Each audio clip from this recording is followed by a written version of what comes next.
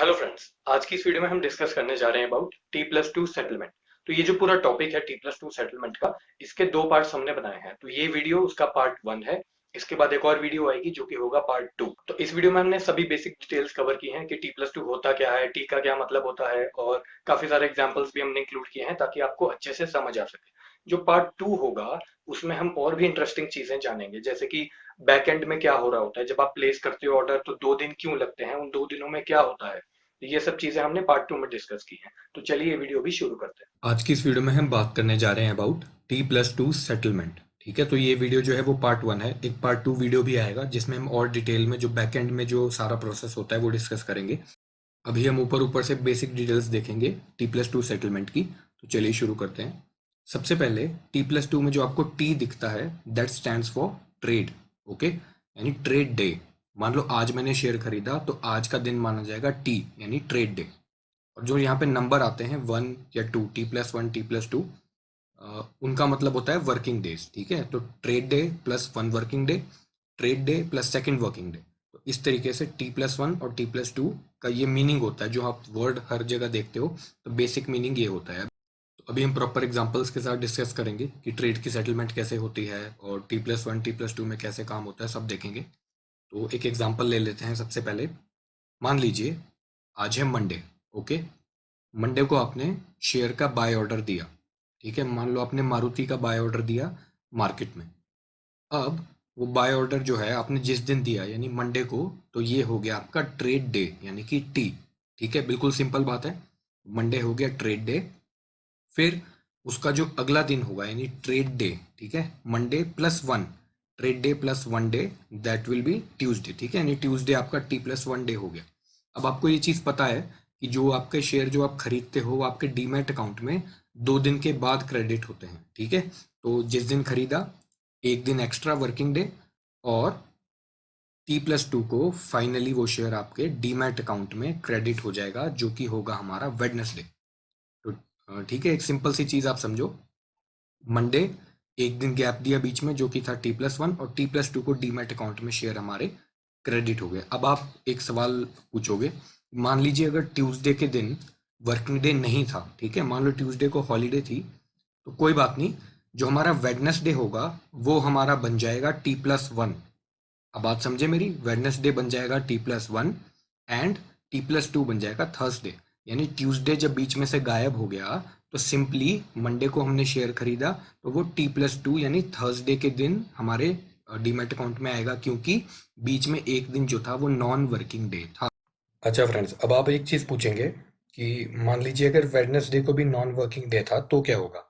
तो आपने मंडे को शेयर खरीदा, ट्यूसडे वेडनेसडे को नॉन वर्किंग डे था, उस दिन कुछ नहीं होगा। थर्सडे जो है वो आपका T+1 बन जाएगा। ठीक है, तो जो थर्सडे है वो T+1 बन जाएगा, और आपके डीमैट अकाउंट में शेयर फ्राइडे के दिन आएंगे। ठीक है, तो सिंपल सी चीज़ है बिल्कुल। ओके फ्रेंड्स, तो हम एग्जांपल लेते हैं। Mister J and mister S. Mister J is a buyer and mister S is a seller. तो मिस्टर जे जो है वो शेयर खरीदेंगे, मिस्टर एस ऑब्वियसली शेयर बेचेंगे। तो ये डायरेक्टली तो बेच नहीं सकते। ठीक है, तो अभी हम आगे डिस्कस करेंगे कि कैसे होगा।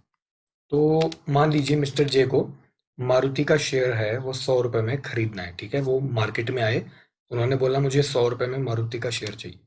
लेकिन मिस्टर वाई जिनके पास शेयर पड़ा हुआ है, उन्होंने कभी पहले खरीदा होगा। अब वो उन्होंने कितने में भी खरीदा हो सकता है, लेकिन वो 105 रुपये में बेचना चाहते हैं मारुति का शेयर। ठीक है, तो अब क्या है, इन दोनों के बीच में मतलब बैलेंस नहीं होगा, क्योंकि वो सस्ता खरीदना चाहता है, ये महंगा बेचना चाहता है। तो ये चीज़ जो है स्ट्राइक आउट नहीं होगी। तो इसको मैनेज करने के लिए हमारे पास है स्टॉक एक्सचेंज। ठीक है, आप सबको पता है स्टॉक एक्सचेंज होती है जो बायर को और सेलर को प्लेटफॉर्म देती है ताकि वो शेयर खरीद सकें एंड शेयर बेच सकें। ऑब्वियसली ब्रोकर्स और मीडिएटर्स इन्वॉल्व होते हैं, बट ओवरऑल हम बात करें तो स्टॉक एक्सचेंज हमको फैसिलिटेट करता है शेयर की ट्रेडिंग। नाउ एक चीज़ आपको पता होनी चाहिए, जो स्टॉक एक्सचेंज होती है उनमें एक सिस्टम होता है ऑटोमेटिक ऑर्डर मैचिंग सिस्टम। ठीक है, तो इस पे हम प्रॉपर डिस्कस करेंगे एग्जांपल के साथ कि ये कैसे वर्क करता है। तो अभी के लिए आप याद रखिए कि जो स्टॉक एक्सचेंजेस हैं उनमें ऑटोमेटिक ऑर्डर मैचिंग सिस्टम होता है, जो बायर को और सेलर को दोनों की रिक्वायरमेंट्स को मैच करके उनकी ट्रेड को एग्जीक्यूट करवाता है। ओके, अब केस 1, हमारे पास जो मिस्टर जे हैं उन्हें मारुति 100 में ही चाहिए, और इनको तो 105 में ही बेचना है। अब पहला केस क्या हो सकता है, मान लीजिए सेलर जो है वो बोलते हैं कि चलो ठीक है, मैं अपना भाव जो है वो 100 रुपये करने के लिए तैयार हूँ। आपको एक चीज़ पता होगी कि आप जब स्टॉक मार्केट में शेयर सेल करते हो या बाय करते हो तो आप प्राइस को मॉडिफाई कर सकते हो, ठीक है। करंट मार्केट प्राइस जो चल रहा है शेयर का, आप उससे महंगा बेचने के लिए डाल सकते हैं एंड उससे सस्ता खरीदने के लिए भी मार्केट में ऑर्डर डाल सकते हैं।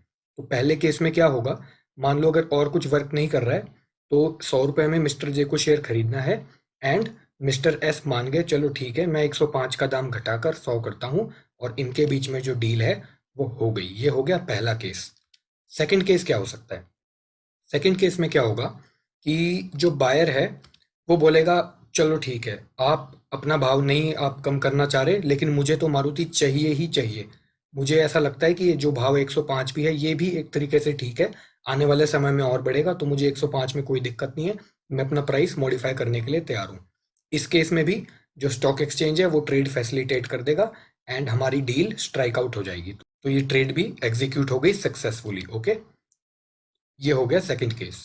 एक केस और हो सकता है, इसमें क्या होता है, इसमें नेगोशिएशन होती है, ठीक है। इसमें मिस्टर जे यानी बायर बोलेंगे चलो मैं 105 तो पूरे नहीं दूंगा बट मैं आपको 2.5 रुपया फालतू और दे दूंगा, यानी थोड़ा सा आगे मैं आता हूँ, 100 से बढ़ा के 102.50 पैसा, ठीक है, ये मैं करता हूँ।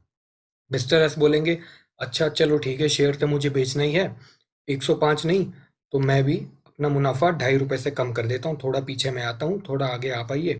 हमारे बीच में जो डील है वो सक्सेसफुली एग्जीक्यूट हो गई इस पॉइंट पे।